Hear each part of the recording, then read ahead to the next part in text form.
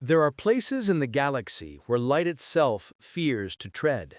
Places where screams do not echo because the very air seems to swallow sound out of mercy.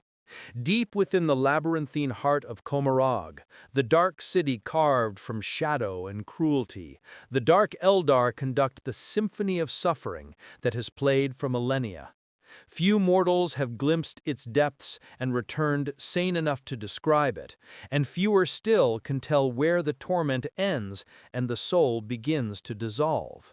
For the prisoners taken by the Kabbalite raiders, death is not the worst fate, it is a kindness they will never be allowed to taste.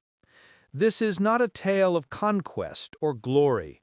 It is a story of silence, of the horror that grows between heartbeats, the thin thread of sanity stretched taut across eternity.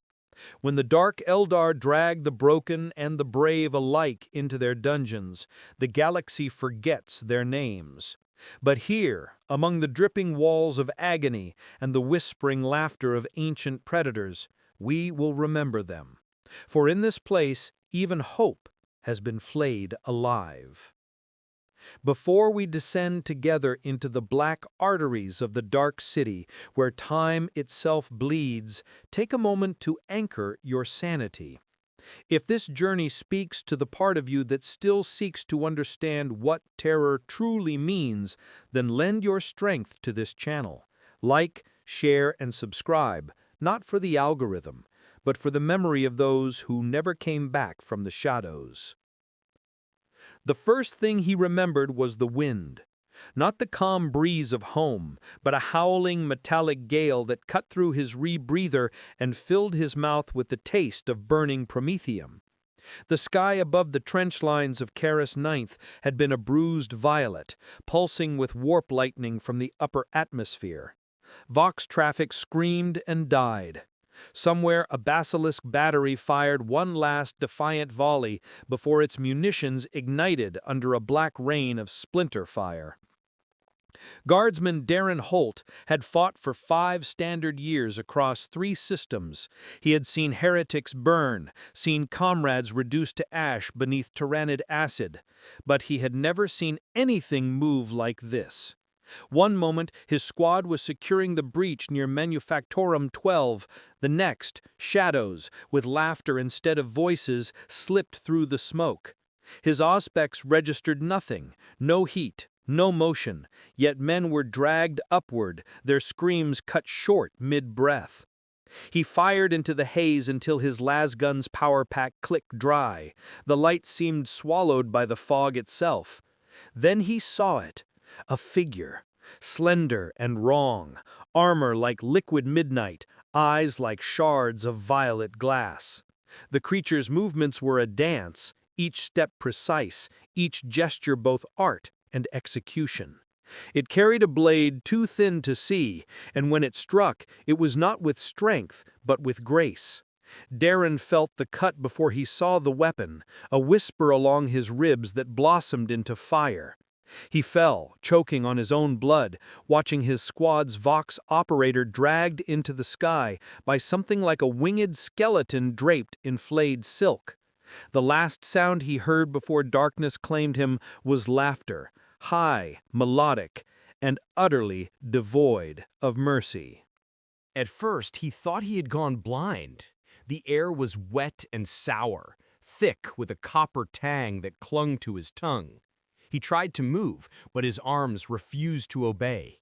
Metal bit into his wrists, and when he strained, the sound of chain links rasped through the silence. Panic rose, sharp and instinctive, but the world around him did not change. The only thing that shifted was the faint, rhythmic drip of liquid somewhere in the dark. He spoke, at least he thought he did, but the sound was smothered before it reached his ears. There was pressure in his skull, as if the air itself was alive, pressing inward to listen. His breathing grew shallow. Then, without warning, a faint shimmer rippled before his eyes, and the world unfolded. He was no longer on Karis Ninth. The walls around him were translucent, pulsing with veins of black light. The floor seemed to breathe, shifting subtly beneath his boots, even though he could not move them. Beyond the thin barrier of his cell, he glimpsed figures walking through corridors that bent in ways geometry should not allow. Their silhouettes were elegant, spined, alien. One paused, its head tilting as though sniffing the air, and Darren saw the flash of a cruel grin through its mask. The Dark Eldar. He had heard stories in the mess halls, tales whispered between campaigns, dismissed as nightmare propaganda meant to keep soldiers vigilant. But the truth was worse than the stories. Their presence was a violation of nature itself. Even the air around them seemed to recoil, carrying the scent of sweet decay and ozone.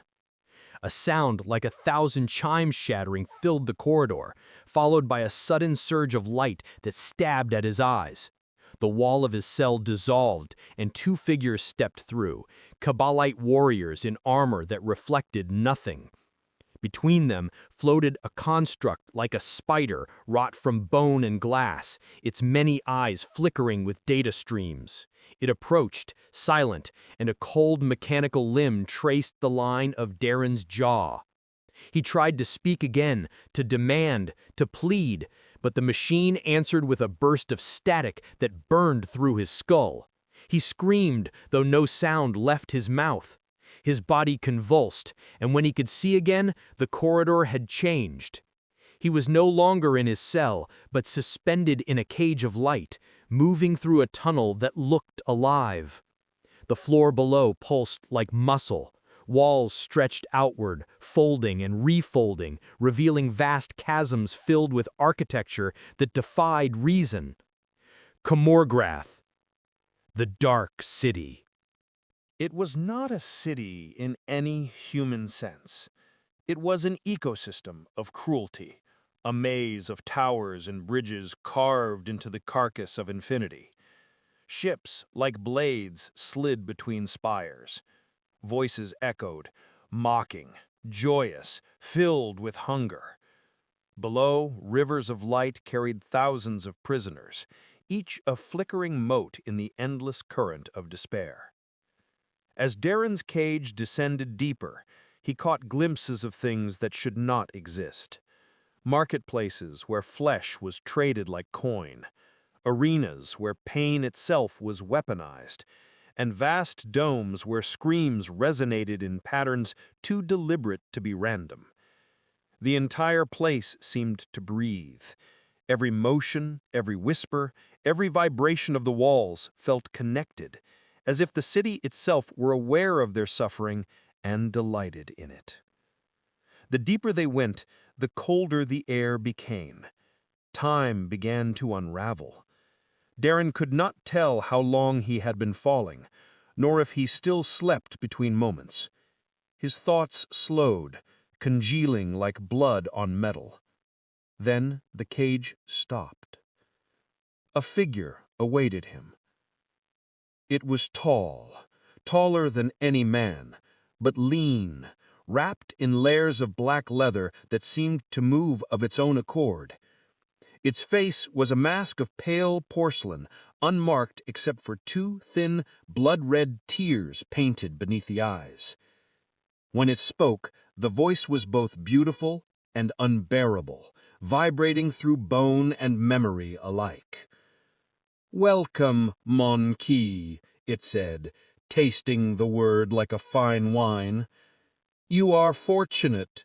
Few are chosen to descend so far."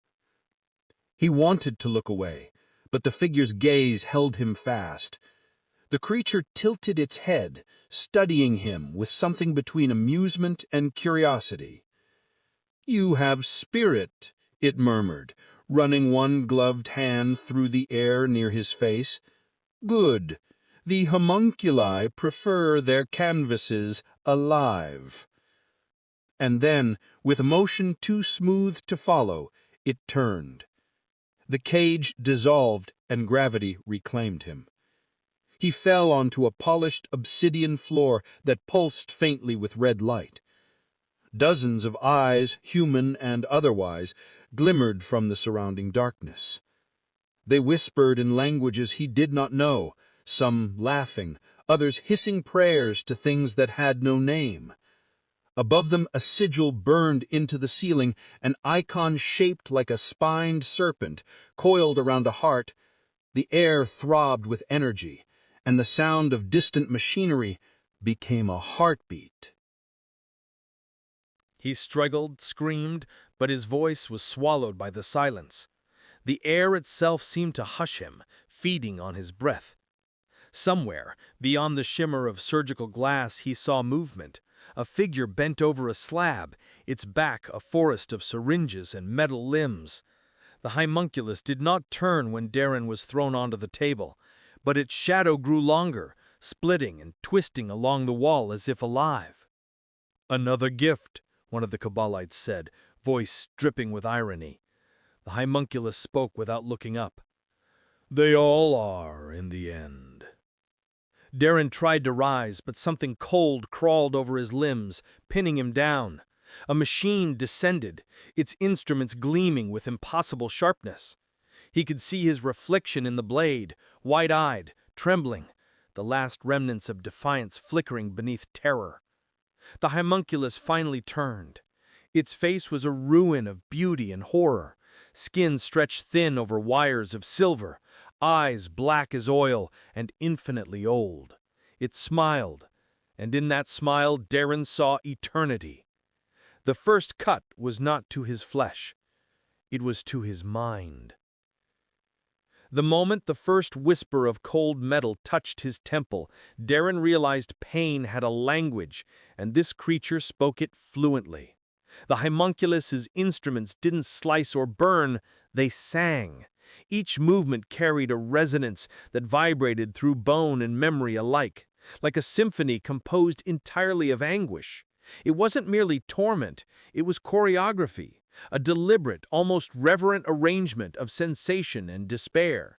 The scalpel traced along the contours of his skull, not cutting, but listening, as if searching for the melody hidden in his fear. He wanted to scream, but no sound emerged. The homunculus had placed something on his throat, a delicate spider-shaped device that pulsed with faint violet light. It siphoned not only his voice, but the impulse to breathe freely, regulating every gasp, every desperate intake of air, until even his panic belonged to it. The machine was not a restraint, it was communion. Above him, the chamber's ceiling seemed alive. Tendrils of translucent material pulsed faintly, as if the walls themselves were veins feeding on the energy of the procedure. The scent of antiseptic sweetness filled the air, undercut by the sharper note of scorched nerves. All around him, shapes floated in viscous suspension, half-formed creatures, limbs budding from torsos that still twitched. A child's face, serene and eyeless, turned toward him through the fluid, its expression almost tender. The homunculus moved with impossible grace, every gesture an echo of centuries of practice. "So fragile," it murmured, tracing a gloved finger across Darren's brow. "So transient, and yet you persist. The flesh resists dissolution even when the soul has already screamed itself to dust. Fascinating." The voice was neither cruel nor kind. It was the voice of a scholar observing an experiment, not a torturer inflicting suffering. That absence of malice made it infinitely worse. Darren could endure hatred. He could not endure indifference. The creature selected another instrument, a needle so fine it seemed woven from shadow. It pressed it into the soft flesh beneath Darren's brow, and for a heartbeat he felt everything. The burn of ozone, the taste of blood iron, the sound of 1,000 distant screams harmonizing with his own. Reality thinned. He saw flashes, snippets of alien vistas, impossible architecture, figures dancing beneath twin suns. Perhaps memories of the homunculus, perhaps visions forced into his brain as a side effect of its craft. When the needle withdrew, Darren was no longer certain who he was. The pain receded, but something else took its place. A hollow clarity, a sense that his mind was now seen. "You have glimpsed the dark city," the homunculus whispered, its lips close to his ear. "You may consider yourself honored. Most of your kind enter the vats without ever understanding what it is they feed." The words slithered through him like poison. Darren's thoughts fractured. He remembered the faces of his squad, his commander shouting orders. The Imperial Aquila burned into his shoulder plate. All of it seemed impossibly distant now, like a dream he had once watched from another life. A mechanical limb descended from the ceiling, holding a sphere of liquid light. The homunculus turned toward it with reverence. "We preserve what interests us. The rest becomes texture." The sphere hovered over Darren's chest, and he felt warmth spread through him. Not healing warmth, but something deeper, invasive. His heartbeat faltered. For an instant he saw threads, countless fine strands of luminous energy stretching outwards from his body into the walls, the floor, the air. Each thread pulsed faintly, and as he stared, he realized what they were. Souls, the essence of every being who had ever died here, woven into the fabric of the dungeon itself. The revelation tore through him. The air grew thick with whispers, some in Gothic, others in alien tongues. He heard fragments of prayers, pleas, curses, promises to gods who would never answer. And among them, one voice rose clearer than the rest. "Endure, guardsmen." The words came not from the homunculus, not from the walls, but from within his skull. For a fleeting instant, Darren felt the presence of something vast and luminous, distant as a dying star, but unmistakably human. It might have been the Emperor, or merely the last spark of his own collapsing sanity. It didn't matter. The whisper gave him the smallest ember of resistance. The homunculus noticed. Its expression shifted, intrigued. "Curious," it said softly. "The ember persists." It leaned closer, studying him as if peering through a microscope. "Do you know what your Imperium fears, little mortal? It is not death, it is memory. You live so briefly, and yet you cling to identity as though it could save you. Let us see how long that illusion endures." The instruments stirred again. Darren's vision fragmented. He saw his own body from above, saw the homunculus's hands blur as they worked, not cutting now, but reshaping. The sensation was not pain, but displacement, as though his body no longer fit correctly around his soul. Something heavy fell from the table with a wet sound. He tried not to look, but instinct forced his eyes downward. What lay on the floor was an arm, his arm, still twitching, still clutching at air. He tried to cry out, but the spider device silenced him with a pulse of light. His eyes flooded with tears. The homunculus replaced the limb with something that shimmered faintly, like glass infused with muscle. It flexed once, twice, perfectly synchronized with his thoughts. A terrible perfection.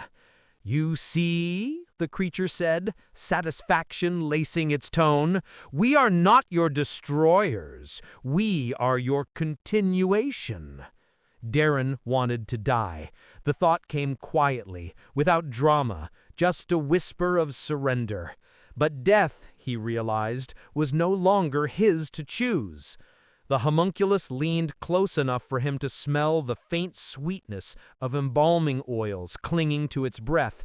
"You will walk again, Monkey. You will scream again, and in time you will sing for us." Its words blurred as his consciousness began to collapse under the weight of exhaustion.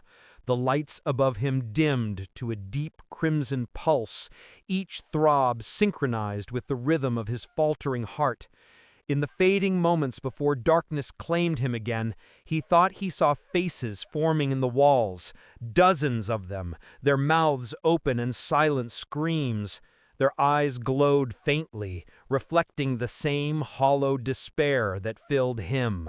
Then he was gone, swallowed whole by the living silence of the dark Eldar's dungeons. When Darren awoke again, there was no sense of how long it had been. Time in the dark Eldar's realm was not a river, but a whirlpool, endless, self-consuming.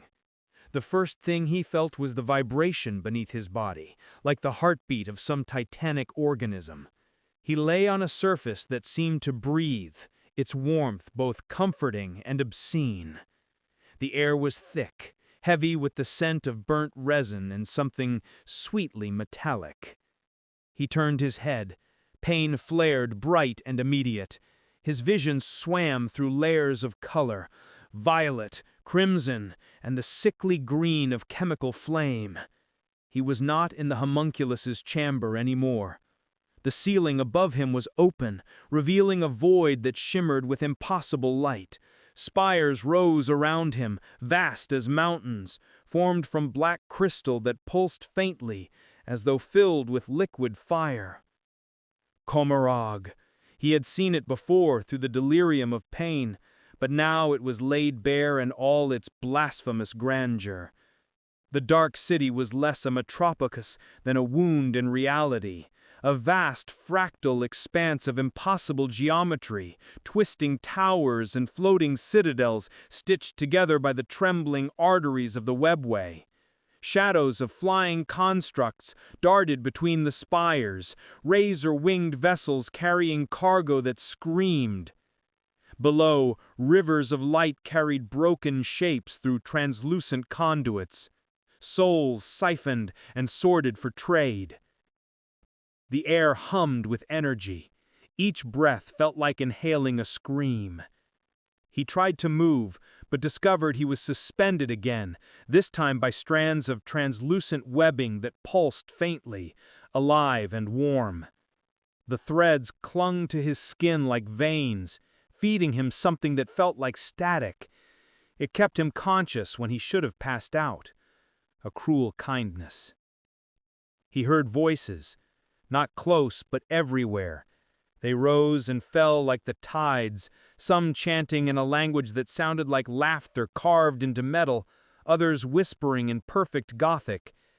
They spoke of trades, hunts, pleasures, and promises of pain so exquisite that mortals begged for its return. A platform glided into view, sleek, black, rimmed with blades that caught the ambient light like wet glass. Upon it stood two figures. One was draped in the flowing armor of a Kabbalite warrior. The other wore robes that seemed spun from smoke itself. The robed one carried a staff ending in a cluster of writhing tubes, each pulsing with trapped luminescence. They regarded Darren with the same interest one might give a captured insect. The Kabbalite spoke first, his tone dry and amused. Another survivor from the raid on Karis 9th. The Archon will not be pleased. He asked for 5 living, not 6. The robed one's voice was a whisper that barely disturbed the air. The homunculi send what they please. If the Archon wishes otherwise, he can bleed them himself. Their laughter was soft, almost melodic. Darren wanted to speak, to ask what they wanted, but his tongue felt heavy, his thoughts slow. The fluid pulsing through the webbing numbed him from the inside out. The platform moved closer. The Kabbalite extended a hand, tracing the outline of Darren's new arm with a finger that ended in a needle-sharp talon. Crude, he mused, but serviceable. The homunculus takes pride in his pets.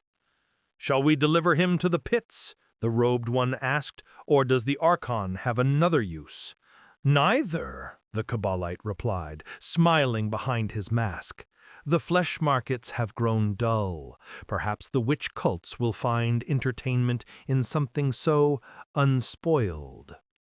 At that, both figures turned their gaze toward the horizon, where a structure rose higher than all others, a colosseum carved from black obsidian and lit from within by shifting colors that looked like burning souls. Even from this distance, Darren could feel the energy radiating from it. The air itself seemed to pulse with bloodlust.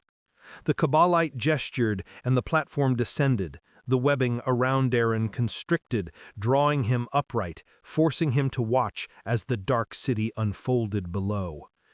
It was beautiful, in a way that made beauty meaningless. Towers formed from bone and crystal, twisted together like lovers frozen mid-embrace. Bridges spanned chasms filled with living fire. Rivers of molten light flowed upward instead of down. There was no sun, no stars, only the eternal twilight of a realm that existed between moments, illuminated by the perpetual storm of souls devoured and reborn. Everywhere he looked, he saw motion, artisans sculpting pain into art, slaves with hollow eyes polishing the armor of their masters, and creatures that defied all classification slithering through the narrow spaces between worlds. It occurred to him then that Komorog was not built, it was grown. The city was a living thing, feeding on the psychic residue of agony, expanding with every scream that echoed through its endless halls. As the platform descended into the lower levels, the architecture grew more grotesque. Walls of living sinew replaced crystal. The light dimmed, becoming a pulsing glow that seemed to come from the walls themselves. The air thickened, heavy with the musk of oil, blood, and incense. Darren could hear the distant roar of a crowd, the witch arenas. His captors exchanged a glance. "The cult of the severed veil performs tonight," said the robed one, his voice reverent. "They say their leader fights blindfolded, guided only by the screams of her prey." "Then perhaps our guest will have a front-row view," the Kabbalite said, smiling again. They laughed softly, and the sound was almost gentle. When the platform finally stopped, they stood before a gate carved with images of battle and ecstasy intertwined. The faces in the carvings moved, shifting expressions as though reacting to unseen pain. Darren was released from the webbing, collapsing to his knees. He tried to rise, but the ground beneath him was soft, almost liquid, and each motion sent ripples through it. A hand seized him by the hair and lifted his head. The Kabbalite crouched before him, their mirrored mask reflecting Darren's distorted face. "You will see the heart of Komorag," the alien said softly. "And when it breaks you, you will be grateful. Here even your screams are currency." He was dragged forward, through the gate and into the arena. The sound hit him first, thousands of voices screaming, cheering, singing. The stands were packed with dark Eldar of every caste. Kabbalites, witches, nobles, even homunculi wrapped in ceremonial chains. They glittered like insects under the shifting lights, their laughter mingling with the howls of the dying. At the center of the arena stood a ring of obsidian spikes, each adorned with trophies, arms, faces, skulls, still twitching with residual life. The sand beneath them was wet and red. Darren was released from the webbing, collapsing to his knees. He tried to rise, but the ground beneath him was soft, almost liquid, and each motion sent ripples through it. A hand seized him by the hair and lifted his head. The Kabbalite crouched before him, their mirrored mask reflecting Darren's distorted face. "You will see the heart of Komorag," the alien said softly. "And when it breaks you, you will be grateful. Here even your screams are currency." He was dragged forward, through the gate and into the arena. The sound hit him first, thousands of voices screaming, cheering, singing. The stands were packed with dark Eldar of every caste. Kabbalites, witches, nobles, even homunculi wrapped in ceremonial chains.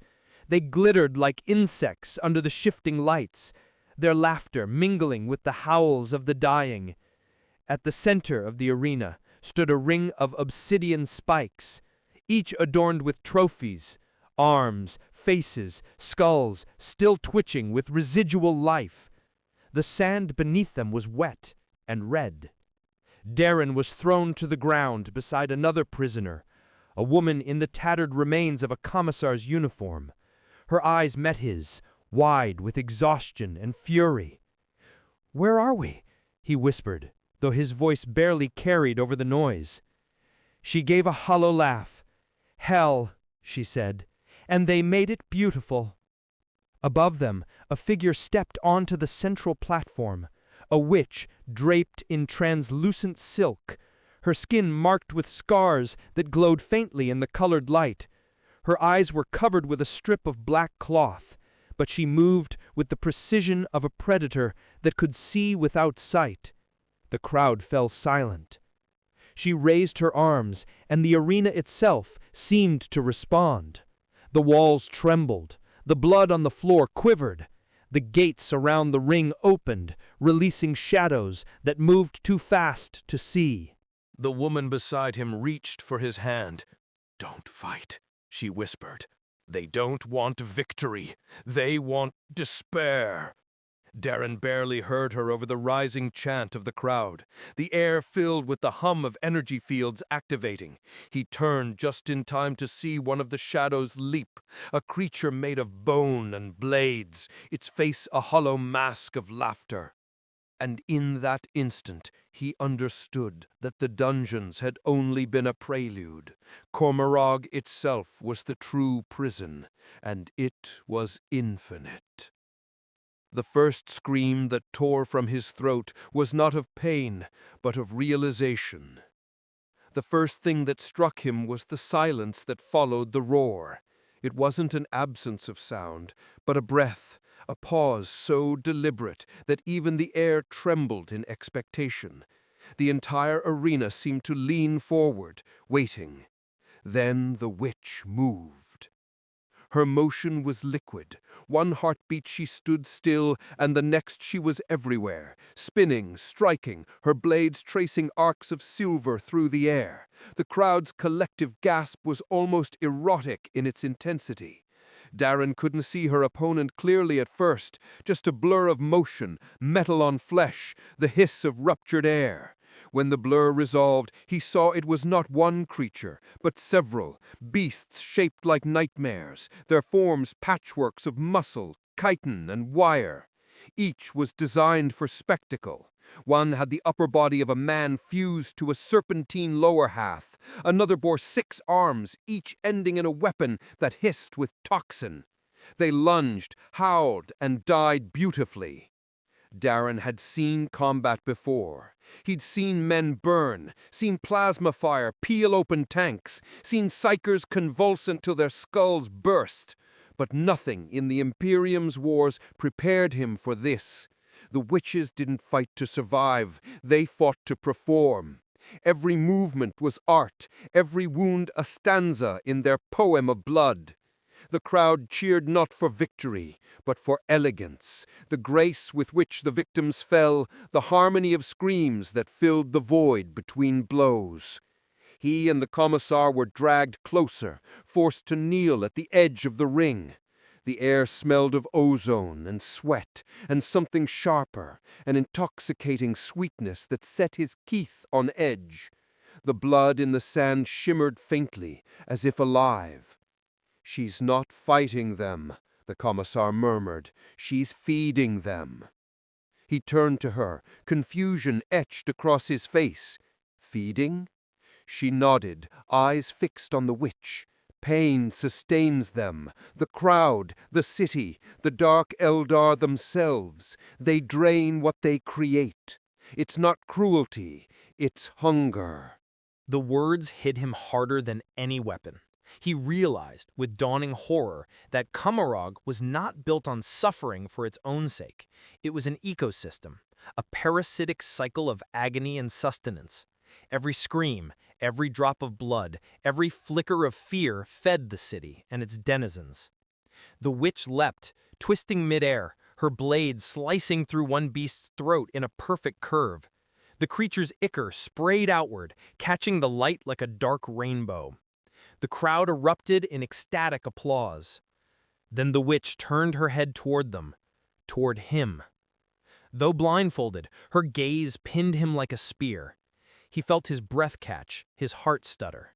She moved again, this time toward the edge of the arena where they knelt. Her pace was slow, deliberate. The sand shifted beneath her feet, whispering secrets in a tongue he didn't know. The Kabbalite who had brought them here stepped forward, bowing low. "Mistress Syra of the Severed Veil," he said, his voice trembling with rehearsed reverence. "Gifts from the homunculized vaults, fresh, unbroken." She said nothing at first. The air around her shimmered faintly, as though reality itself bent to accommodate her presence. Then she spoke. Her voice was quiet, almost intimate, but carried to every corner of the arena. "Unbroken?" she repeated, tasting the word. "We shall see." She raised one hand, and Darren felt something move inside him. Not muscle, not bone, something deeper, a pulse in the space behind thought. He gasped, and she smiled. "Fear is an instrument," she said softly. "Play it well, little monkey, and perhaps you'll survive long enough to hear the symphony." The crowd murmured approval. The Kabbalite shoved Darren forward, and he stumbled into the sand. The warmth beneath his feet pulsed rhythmically, as though the arena itself had a heartbeat. He turned to see the Kamasai still kneeling, her eyes fixed on him with silent warning. Then the gates opened again. Two new figures stepped through, both towering and grotesque. One carried a weapon like a living serpent, its blade dripping venom that hissed when it struck the sand. The other had no face, just a smooth expanse of skin over its skull, with a mouth where its stomach should be. The crowd's anticipation built like static. Darren had no weapon, no armor, nothing but the half-healed scars and the alien arm that gleamed faintly in the light. He looked up at the witch, who tilted her head, smiling. "Dance," she whispered. The creatures lunged. He moved without thinking. The alien limb reacted faster than his mind, intercepting the first strike with unnatural precision. The impact sent sparks flying. His nerves screamed as power surged through the graft. The arm twisted, caught the blade, and for an instant he felt alive. The crowd roared. The second creature swung. He ducked, barely avoiding the strike, then drove his new fist into its chest. The impact cracked bone and sent the thing reeling. Darren stumbled back, panting, adrenaline flooding what was left of his veins. Above, Mistress Syra watched in stillness. There was no contempt in her gaze, only curiosity. The faceless creature lunged again, and this time its claw caught his shoulder, tearing through flesh. He fell, blood spilling onto the sand, and the world narrowed to a tunnel of sound, the roar of the crowd, the hum of energy, the thunder of his heart. He thought of the homunculus, of the cold precision of that first incision. He thought of the whisper that had told him to endure. Somewhere, in the pit of his mind, a spark ignited. He rose. When he moved this time, it was not with desperation, but with strange certainty. The alien arm blurred, intercepting the next blow, shattering the serpent blade. His human hand grabbed a fragment of its handle, now a jagged spike. He drove it upward, deep into the creature's throat. The faceless one staggered, convulsed, and fell. The crowd screamed in approval, a wave of hunger rolling through the arena like thunder. Mistress Syra descended from her platform, each step measured. When she reached him, she extended a hand, tracing the air above his bloodied shoulder. "You learn quickly," she said, her tone almost admiring. "Perhaps the homunculus was right to shape you." He met her hidden eyes, chest heaving. "Kill me," he rasped. She smiled. "Kill you? No, little monkey. You've just begun to sing." The crowd's chant rose again, thousands of voices calling her name, her title, her triumph. The arena throbbed with energy, feeding on their ecstasy. Darren felt the ground beneath him quiver. For a fleeting second, he saw faces forming in the sand. Human faces, mouths open in silent screams. He blinked, and they were gone.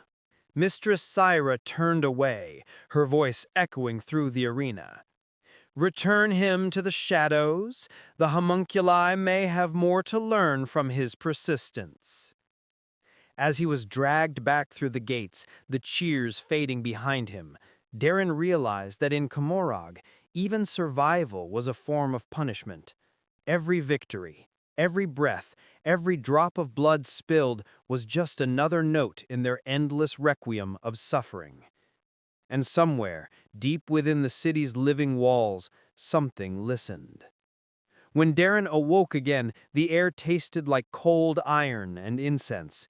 He lay upon a slab of black glass, his reflection trembling beneath him as though the surface itself were alive. The chamber around him pulsed with faint light, rising and falling like a heartbeat.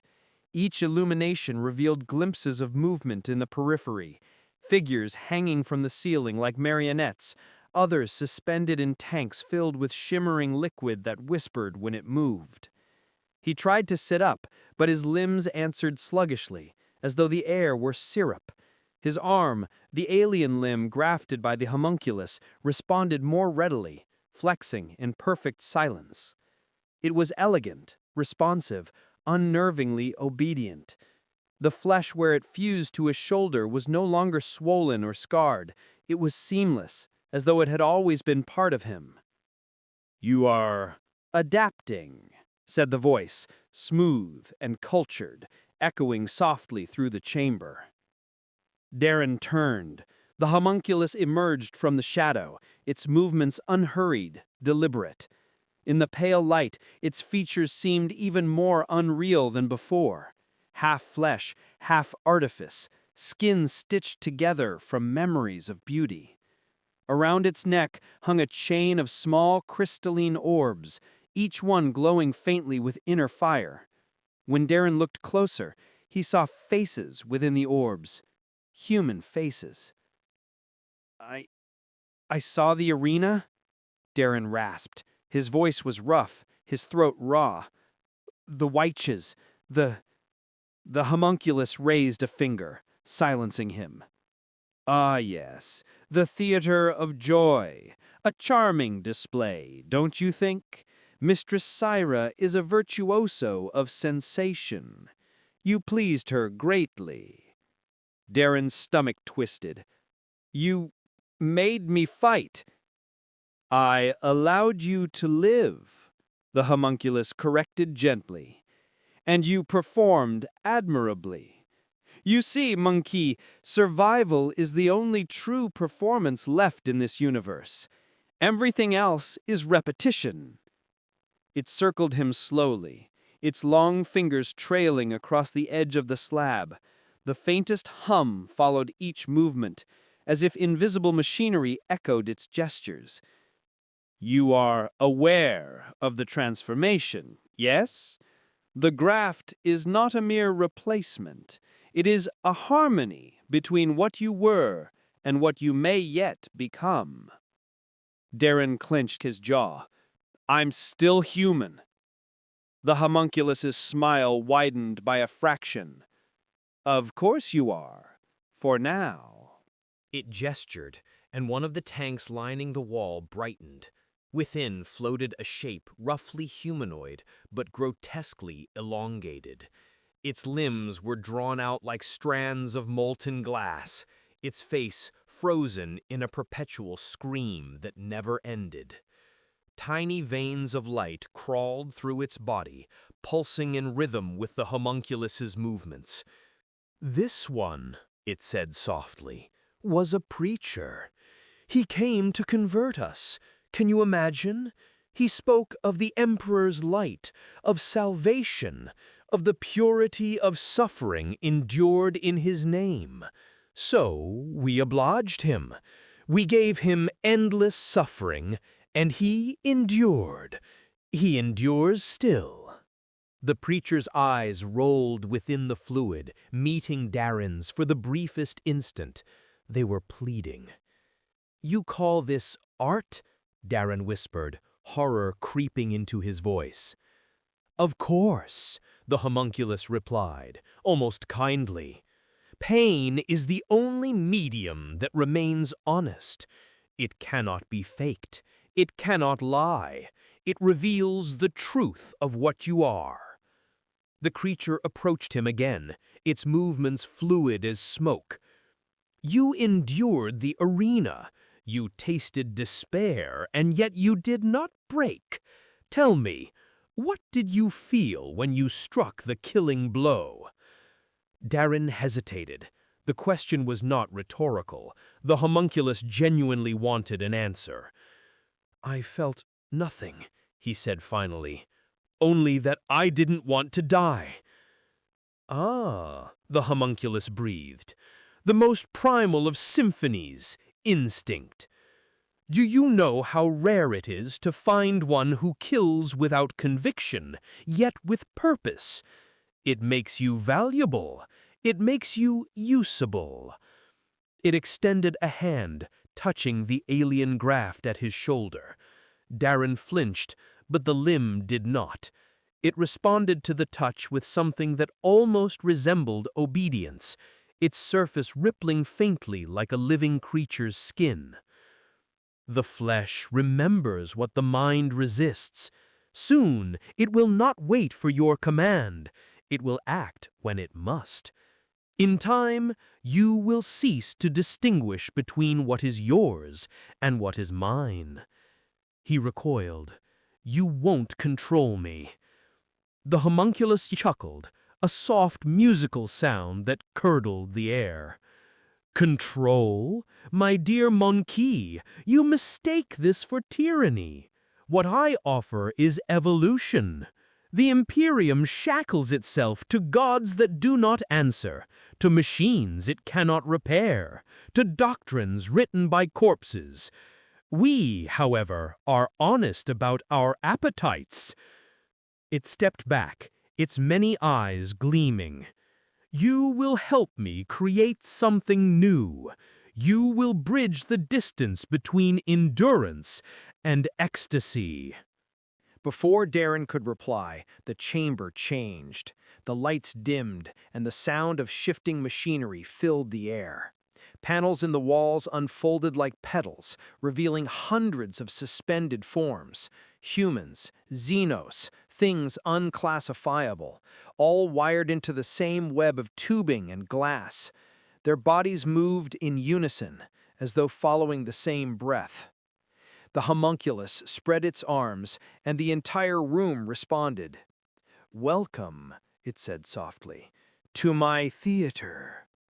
The slabs around Darren began to lower, forming concentric circles that spiraled downward into darkness. Each level was filled with experiment and performance, creatures singing through pierced throats, hybrid beings dancing in slow motion as blood misted around them, and silent figures whose skin flickered like dying candles. "This is where eternity is rehearsed," the homunculus said. "Every note of agony, every fragment of memory is captured, refined, reused. Pain is not wasted here. It is recorded, transmuted, shared. Each echo sustains Komorog, though none beyond these walls will ever admit it." Darren stared in mute horror. The air pulsed with whispers, snatches of prayers, pleas, laughter. He could feel them brushing against his mind, probing the edges of his thoughts like curious fingers. The homunculus turned back to him. "You see, Munkai, the Dark City's cruelty is not chaos, it is design. We feed on what you cannot comprehend because your species fears to taste its own essence. But you may yet learn. The graft is responding well. It hungers." He felt it then, the faint throb of the alien limb, in perfect rhythm with his heartbeat. Not pain, not control, but connection. He tried to pull away, and the limb resisted. "No," he whispered. "No, I won't." "Won't what?" the homunculus interrupted, tilting his head. "Change, adapt, survive, you already have." The room dimmed further. The light condensed into a single beam above him. In its glow he saw movement, a shape stepping from the lower levels. It was the commissar, or what was left of her. Her uniform was gone, replaced by strips of translucent armor that pulsed with inner light. Her eyes glowed faintly, not human anymore, but aware. She looked at him with a mix of recognition and sorrow. "They keep us alive," she said, her voice calm, almost detached. "They say the soul burns brightest when it's stretched thin. I thought I could resist. I thought faith would hold." Her gaze drifted toward the homunculus. "But faith is just another flavor to them." The homunculus smiled, as though pleased by her eloquence. "You see how beautifully they learn? Even despair can become eloquence when properly cultivated." Darren's breath came fast. "What did you do to her?" "I elevated her," the homunculus replied. "She sings now, and her song sustains the city. Do you not feel it?" He did. Against his will he heard it, the faint, haunting melody of her voice, resonating through the chamber. It wasn't a scream or a cry, it was music, pure and mournful, carrying fragments of memory, battle hymns, imperial oaths, the crackle of lasfire beneath the dying sun. Something inside him broke. He realized that even the act of remembering was dangerous here. Every emotion, every flicker of defiance was fueled for the Dark Eldar's design. He looked at the homunculus. "You'll never stop, will you?" The creature's smile deepened. "Of course not. What else is there?" For a long moment the only sound was the commissar's song, echoing like a requiem. Then the homunculus turned away, gesturing to the shadows. "Return him to the dreaming cells. Tomorrow we begin the next movement." As Darren was dragged into the darkness once more, he thought of the whisper he'd heard back in the homunculus's first chamber, the voice that told him to endure. It was distant now, almost gone, but still, somewhere within the folds of his broken mind, he held on to it, not as hope. Hope was a luxury long extinguished, but as defiance, and in the theater of the homunculi, even a single defiant breath could be the start of rebellion. He woke to the sound of a choir that was not a choir, 1,000 throats murmuring at the edge of hearing, as if the air itself had learned to speak. The dreaming cells were an anatomy of night, stacked like ribs along a spine of living crystal, each alcove a half-open wound that breathed. Darren lay within one such wound. Strapped are bands that felt warm as skin and cold as shackles, the grafted arm resting against his chest with the obedient stillness of a sleeping hound. The walls around him pulsed with dim bioluminescence, a tide of faint greens and bruised purples that ebbed with his breathing until he could no longer tell if the room matched him or if he had learned to match the room. Across from him, in a second alcove, something stirred. At first he thought it was a reflection, his own outline thrown back by the curved glass, but the shape resolved into a man hunched like a pilgrim, shaved scalp tattooed with fading catechisms. The stranger's eyes opened without surprise, as if waking were merely stepping back into a conversation he had never stopped having, and his voice slid out in a whisper that did not touch the air. "You're new to the echo. You can still hear where your thoughts end." Darren worked moisture into his throat. "How long have you been here?" "Long is a measure the dark city eats for breakfast," the man replied. "Call me Varro. I was a lay brother once. I catalogued relics in the shrines of terror-fearing folk and argued about angels with men who feared to die. Now I count a different congregation." Darren's gaze dropped to the bands across his ribs, then to the corridor that curved away like a serpent vanishing into its own mouth.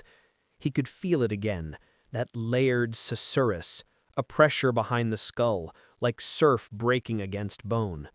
"The voices," he said. "It's not only in my head. It is where your head ends and where theirs begin," Varro murmured. "The homunculi stitched in net through these cells. Memories caught in it do not rot. They hum. The city learns our edges by listening to how we tremble." Beyond the alcoves, something slender drifted past. A servitor made beautiful the way a knife can be beautiful. Its spine threaded with delicate fetters of crystal, its mouth sealed with lacquer that glimmered with trapped light. It turned a face toward them without eyes, and paused with the poise of a courtier at a threshold, as if acknowledging a conversation it would never join, then drifted on. Where it passed, the whispers brightened, briefly arranging themselves into the cadence of prayer before breaking into scattered rain. Darren closed his eyes. The whisper he had once heard, "Endure, guardsman," flickered like a candle cupped against a wind. Whether it was faith, reflex, or the last courtesy of a dying mind, he would not let it gutter. He tried to fold himself around it and found that the act of guarding a thought had weight, as if attention could be armor. The realization steadied him. He opened his eyes. "What is it that they want here? In the theater I saw hunger. In the arena I felt it. But this," he nodded toward the pulsing walls, toward the sound of other lives breathing through him. "This is not spectacle." Varro smiled without mirth. "It is harvest. The wyches scythe the field. The cabals bind the sheaves. Here the homunculi grind the grain to music. What feeds Komorog is not only blood or pain. It is the shape of the human soul when it is bent and does not break. If it breaks, it is still useful, but a different flavor. They call this place the reliquary of tension. I think of it as a library that bites."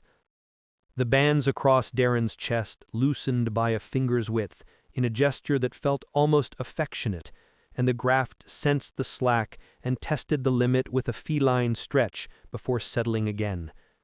Beyond Varro's alcove, farther down the bend of cells, a woman began to hum. The tone held no melody he recognized, but his mouth filled with the taste of cold tin and winter smoke, and for a heartbeat he saw a manufactorium's dusk-lit roofline against a cobalt sky. The vision vanished as quickly as it came, leaving the ache of something borrowed and returned. "She's from a hive on Prighton, sang over the vents to keep her young from hearing the gangs below. The memory leaks when she sleeps. The homunculi have tuned the walls to catch such leaks. They call it curating." "I saw a commissar made to sing," Darren said, the words like stones he had to lift one by one. "They made her memories into an instrument." "The homunculi can turn anything to music, whatever it bleeds," Varro said softly. Varro's eyes tightened. "They will set you beside her if they think you and she together make a better chord. Sometimes they stack us, mind upon mind, until the pressure births something they have not tasted before. They applaud then. It is the only sound they make that feels honest." From somewhere beneath the corridor came a shuddering thump, like a heart choosing a different rhythm. The lights dimmed, then brightened. A door unsealed with a sigh, meant to be gentle, and failed. Two Cabalites stepped through with that patient prowl which suggested boredom was a performance they enjoyed, and between them hung a lattice frame of flexing bone. A body was wound into it, still living, still shaped like a person. Eyes wrapped, mouth bridled by a vox grill that fed and silenced at once. The frame paused before Darren's alcove as if measuring a shadow, then drifted to an empty wound in the wall and locked home with a wet click. Barrow did not look away. If you can listen without drowning, you will learn routes they do not intend to teach. The echoes collect in corners where the artisans never sweep. A word can thread through the net and reach another cell half a spire away if the syllables are bent to the right angle. We pass names that way. We pass timings. Sometimes we pass a lie dressed as a hope because a lie can keep a man from opening his throat to the straps. To what? Darren asked. There is nowhere here that is not here. To each other, Varro said. And sometimes that is enough to make the next breath. Sometimes he hesitated, the smallest crack in his practiced quiet. Sometimes the echo returns a note we did not put into it, a humming like the memory of light. I don't name it. Naming invites the knife, but when it comes, the straps feel looser. Darren listened. Beneath the sea churn of voices, he heard a thread like a filament held over coals, thin and persistent, not comfort, but contour. It did not contradict the darkness, it drew a line through it. A rumor could do that, a litany could do that. The astronomic hand's distant pulse, if such a thing could ever brush this place, might feel like that, though he would not claim it. He let it pass through him without closing his hand.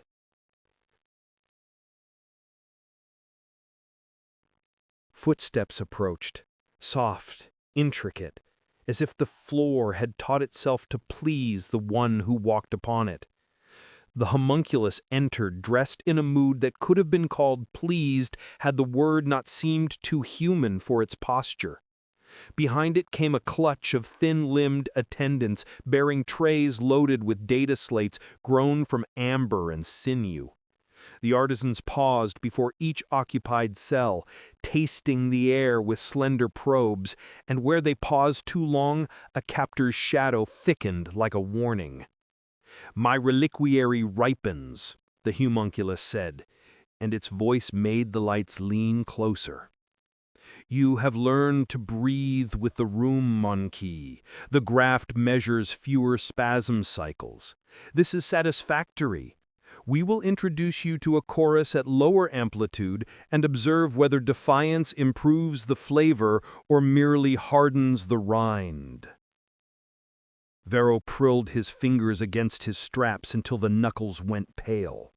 Darren felt the graft awake in response to the homunculus's nearness, eager and precise, like a hound scenting a master who carried both leash and meat.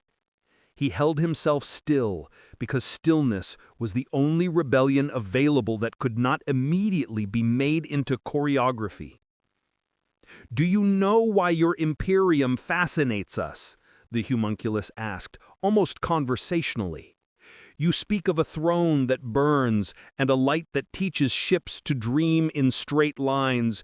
You fasten skulls to monuments and call it devotion. Yet under all that marble, you are animals straining against a collar, and the strain is the song. In Comarog, we have perfected the collar. In you, we savor the strain." Varro's whisper brushed its words like a moth against a candle. "Do not answer." Darren did not. The homunculus dismissed its attendants with a painter's flick of two fingers, then lingered, studying the graft as if reading a ledger. When it finally moved away, the echoes relaxed by a hair's breadth, and the pressure in Darren's skull receded to its usual shoreline. He let out a breath he had not realized he held, and tasted resin, salt, and the faintest hint of copper. "Why do you help me?" he asked Vero, when the chamber had swallowed their captor's steps. "You've learned to survive by making no waves. Teaching me to listen makes ripples." Vero's mouth twitched. Not a smile, not a grimace, a recognition. "Because a note alone is a whine. 2 notes can be a direction. 3 can be a blade if they meet in the right place. There is a woman in the lower ring whose voice carries a memory of command that even flaying could not scour. There is a servitor whose route across the reliquary touches each of us within a window barely wider than a heartbeat. There is a beat in the vents that stutters when the witch cults march past. None of these are escape. Together, they are a shape. Shapes offend the artisans when we draw them without permission." Darren tested the straps again and felt the bands answer him by tightening with a lover's patience. The graft twitched, then relaxed, then twitched once more, as it practicing a language it had only just discovered. He breathed with the room and listened to the hum that was not quite prayer, not quite rumor, not quite memory, and thought, if sound had joints, this is where they would be. Joints invite motion. Something far below boomed with the tone of a gate receiving a visitor it feared and could not deny. The echoes spiked. For a moment the reliquary sang in panic, then subsided like a flock driven low by a passing hawk. Vero's eyes unfocused, as if following a thread he alone could see. "They are moving her," he whispered. "The commissar, the one you saw remade. They want her song near the artery. They want you near her when it feeds." Darren felt his mouth go dry. Why? Because a cord tastes richer than a single wire. Because hunger teaches curiosity. Because they have heard in you a thickness of breath that pairs with command the way night pairs with lamps. The lights dimmed again until only the seam of the corridor glowed like a bruise. Darren closed his eyes and held that thin contouring filament in his mind without naming it. If he could not claim light, he could at least claim direction. The bands flexed in answer, as if the chamber had heard something unspoken and misliked it. He opened his eyes and met Vero's steady gaze. "Then we draw a shape," he said. Vero nodded, as if setting a bead on a rosary. "Softly," he murmured, "on the breath, where the artisans forget to listen." The reliquary breathed with them, and the echo leaned nearer, curious as a child offered a forbidden story. When they came for him, the corridor sang. The pitch rose from the floor through his spine, turning the marrow in his bones into a tuning fork. The straps unlatched, not at command, but at coincidence, as if the reliquary itself desired a change of arrangement.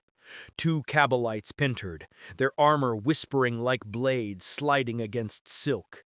They carried no weapons. They didn't need any. Vero bowed his head, murmuring something that might have been a prayer or a curse.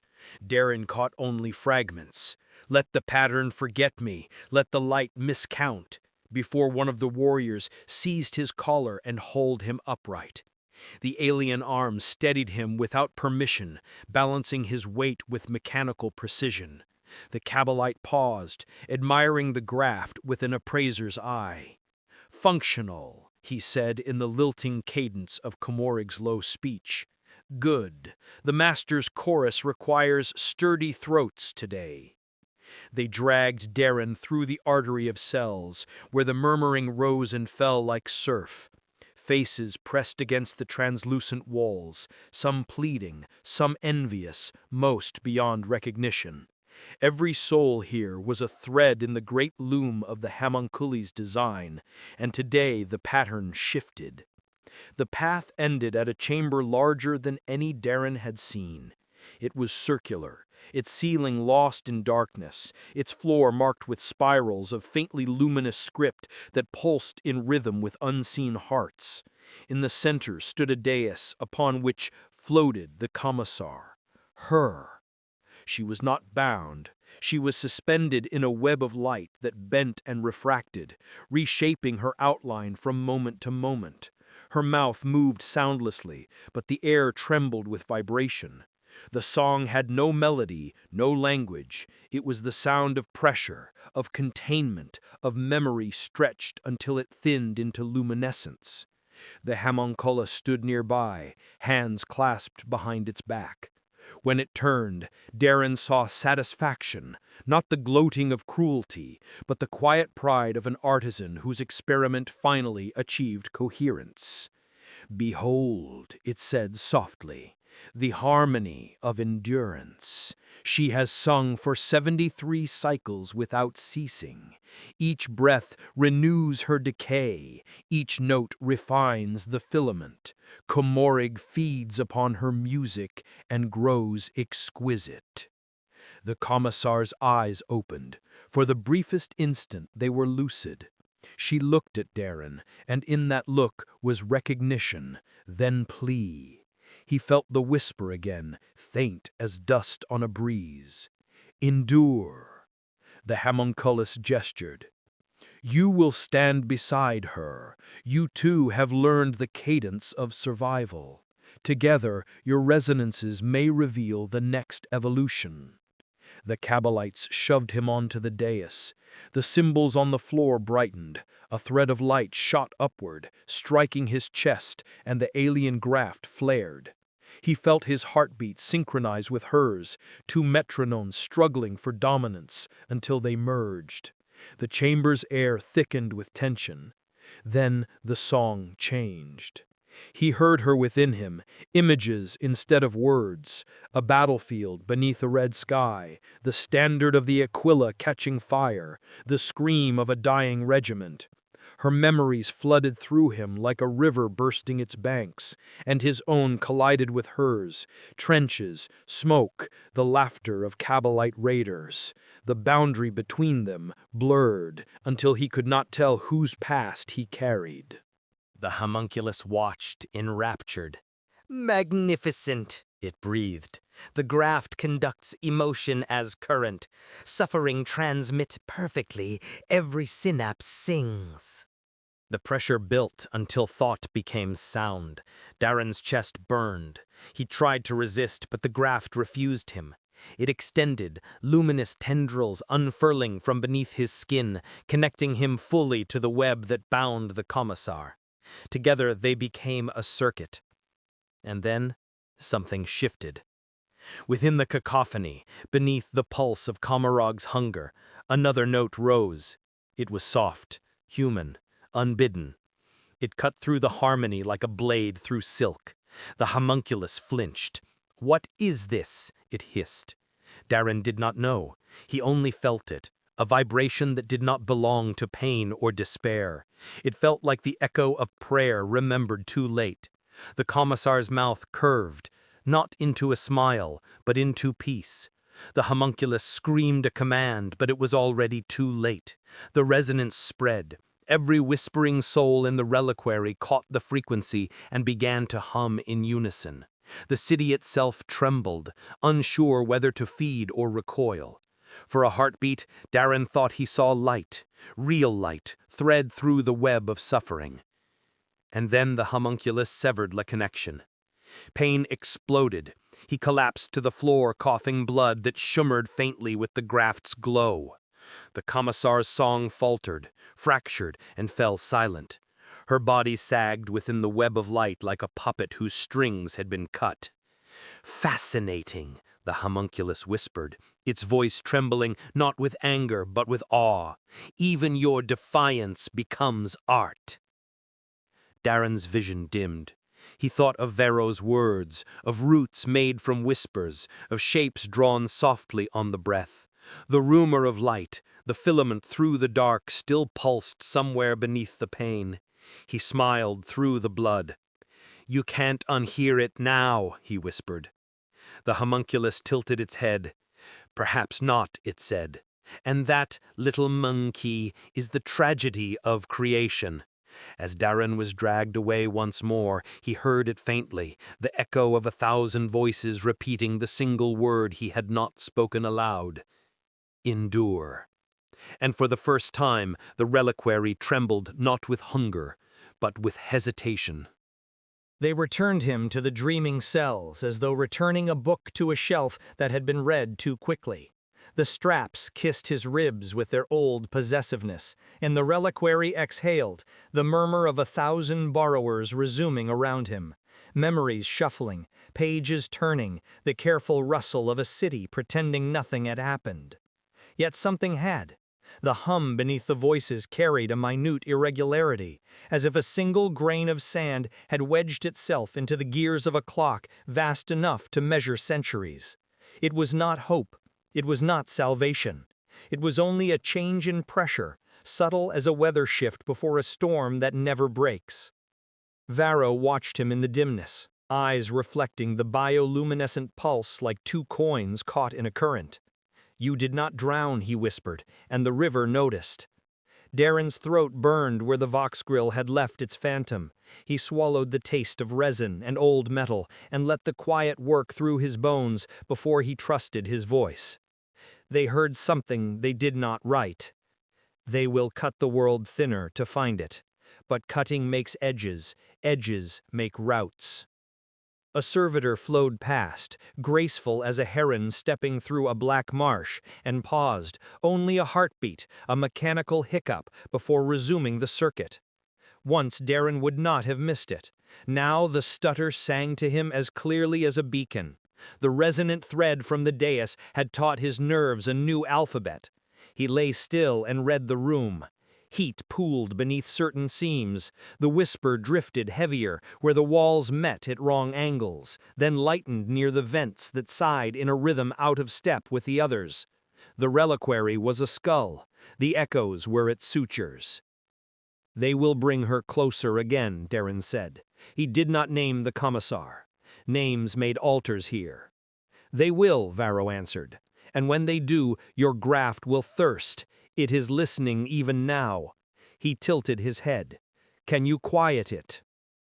Darren flexed the alien limb and felt it reply with a feline curl of attention. It no longer felt like a stranger stitched to him.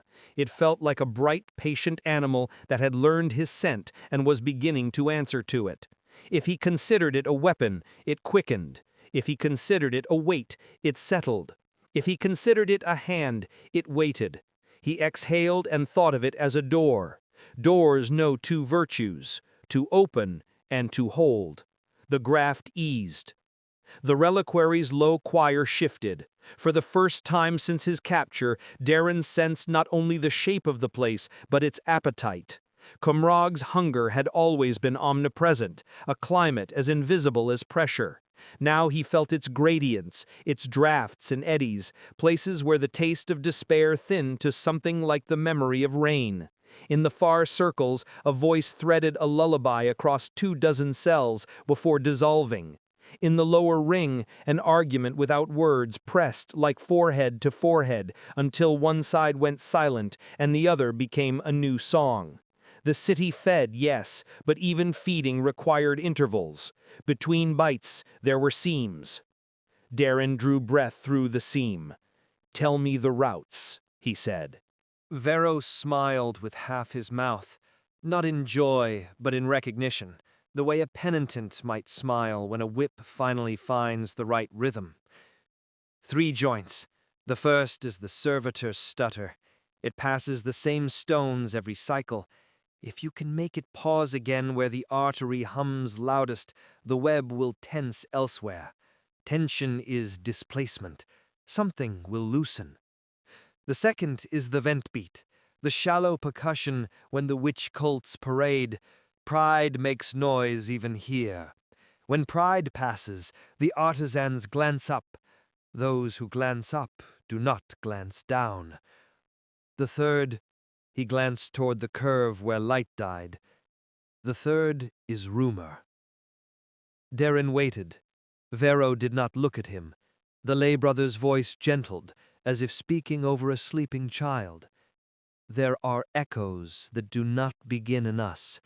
Some call them ghosts. Some call them the drift of old experiments stored badly and leaking.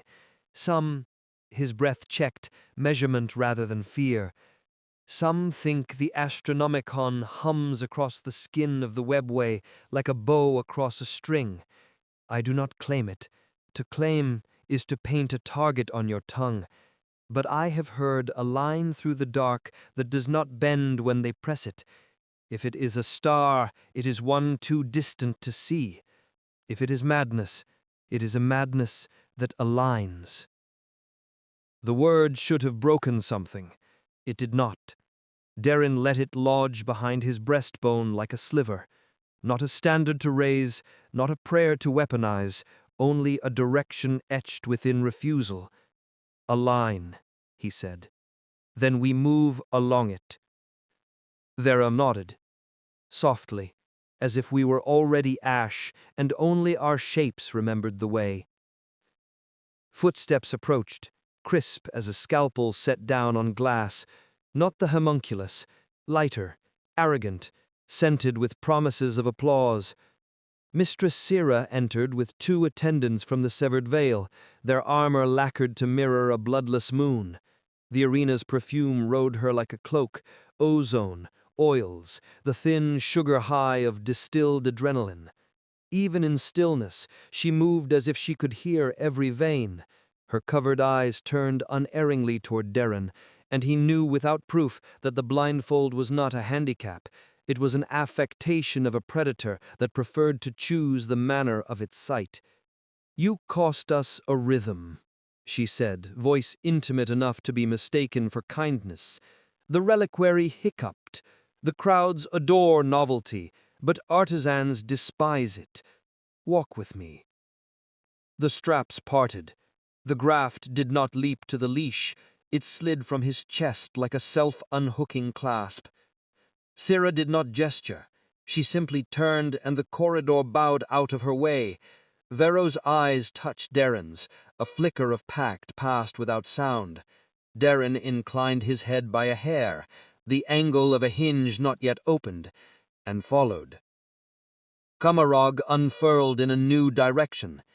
Sira did not take him upward toward the arenas or downward toward the vats.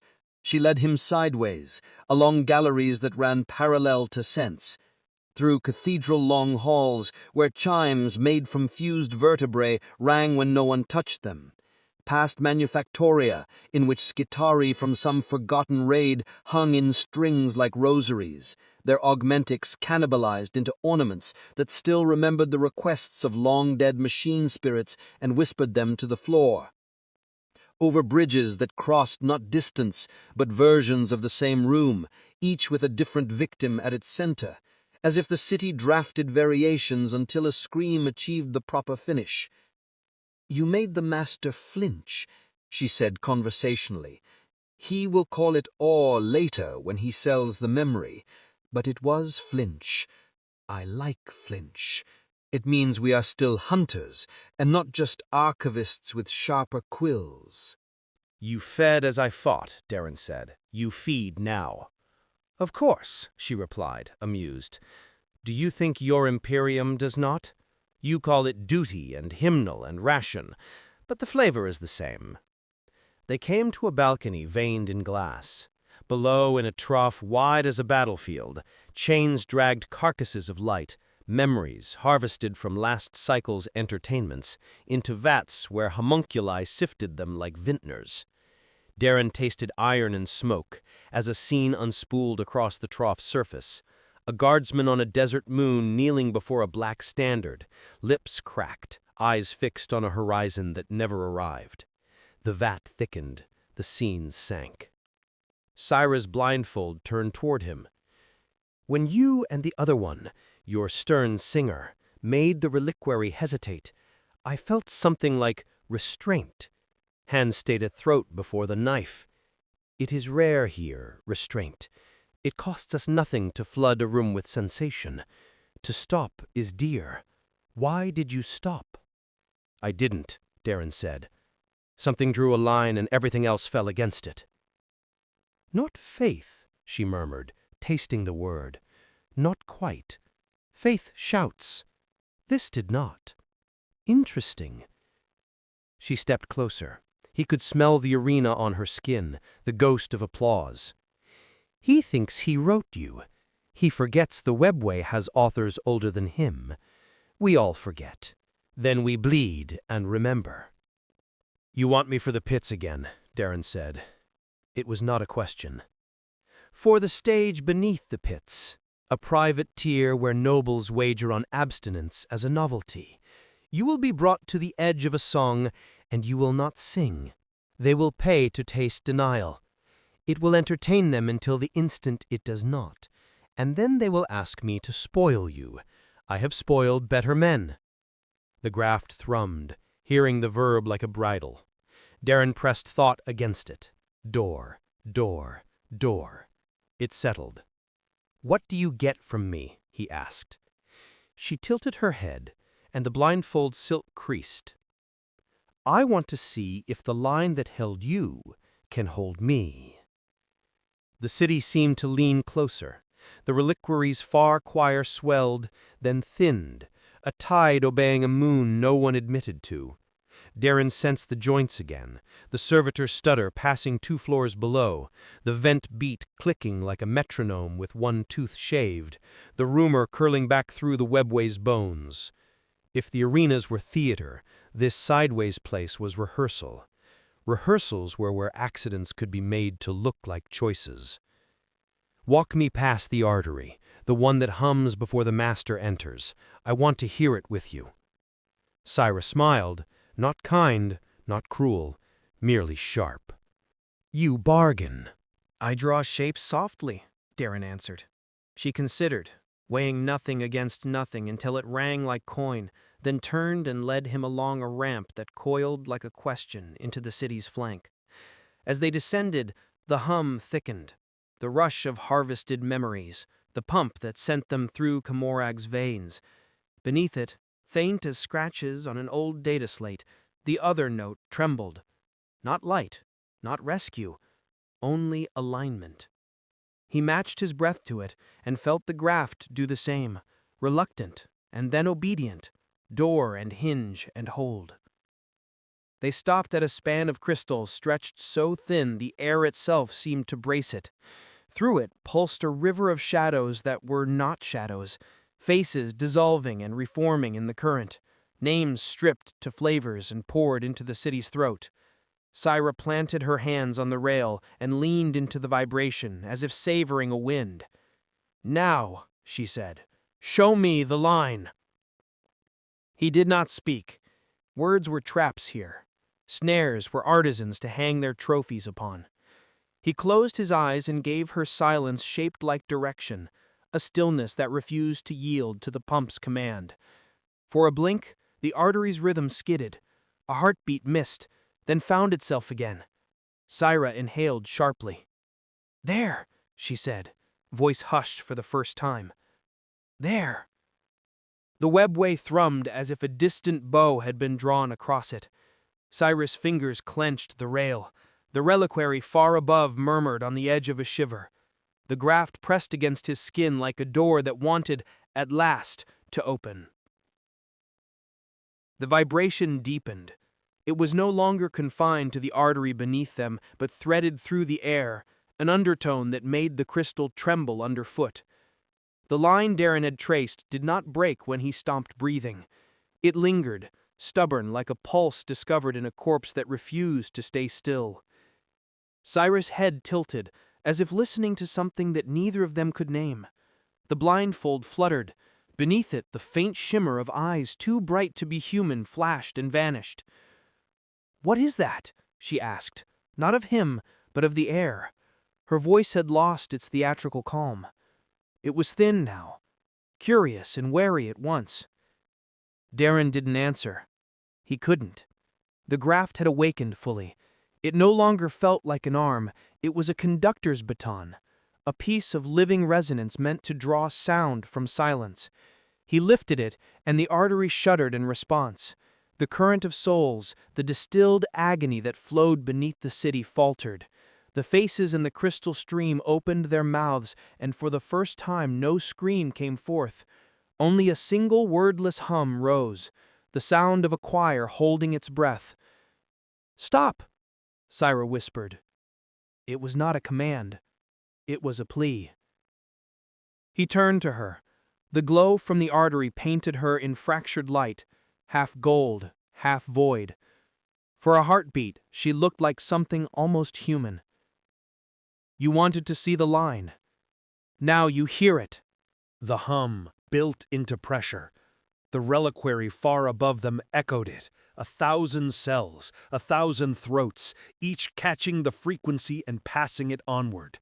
The city of Komorog, the labyrinth of sin and elegance, began to vibrate as if listening against its will. Darren could feel the motion travel through the bridges, through the towers, through the invisible web that held the dark city together. Every soul that had ever screamed here remembered its shape. Syra staggered back, clutching her blindfolded face. "You're breaking it," she hissed. "Do you even know what listens when you call?" He didn't, and yet, deep in the marrow of his bones, he thought he did. It wasn't salvation. It wasn't the Emperor. It was the echo of endurance itself, the collective residue of every mortal who had ever refused to die quietly in the dark. Pain made flesh, memory given voice. The graft flared again, brilliant and unbearable. The crystal bridge split with a sharp, clean sound like ice under heat.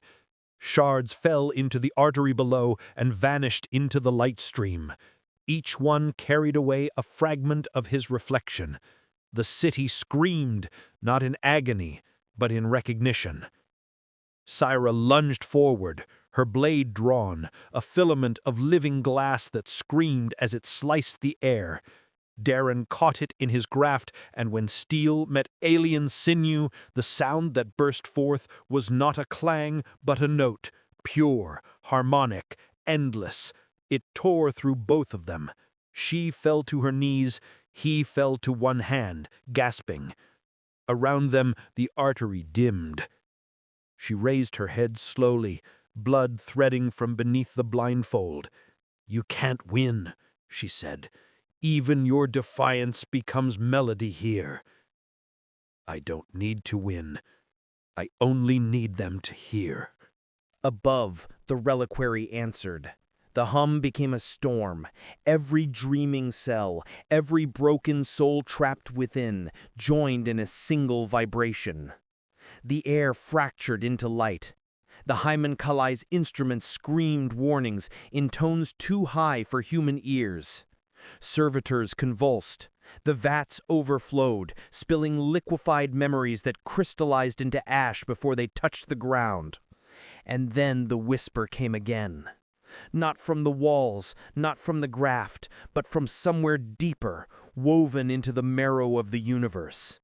It was the same voice that had followed him through pain and surgery, through blood and sand. It was the first word he had learned in Komorok, and the last word he would ever need. Endure. The command was not gentle. It was a hammer striking an anvil. He obeyed. The graft flared one final time, and the energy it held, pain, memory, defiance, faith, burst outward in a silent wave that flattened everything around him. The artery shattered, the light died. When he woke, there was no sound, no hum, no whisper. The air smelled of burned silk and cold iron. He was lying among fragments of crystal that still pulsed faintly, like dying hearts. Syra was gone. Perhaps she had been reclaimed by the city, perhaps consumed by the echo. He could not tell. He stood. The graft was blackened, but intact. In the distance, faintly, he heard the sound of the reliquary collapsing in on itself, the structure folding like a paper lantern, its prisoners either freed or consumed by the resonance they had birthed. He looked upward. Above the city, through the gaps torn open by his act, he saw something Komorog had long since forgotten existed, the faintest suggestion of a sky. Not light, not dawn, but the absence of cruelty for a single fragile instant. The universe exhaled. Darren smiled. "You heard," he said quietly, to no one. The silence did not answer. It didn't need to. In the endless dark of the webway, where even gods are echoes and pain is currency, a single mortal's defiance left a scar. Comorog healed, as it always did, but the scar remained, a dissonance in its perfect music. Every so often, when the witches danced, or the hymen Kalai carved, or the city fed upon itself, a faint hum would rise in the distance, too soft to be noticed, too stubborn to be silenced. The whisper beyond pain, the endurance note.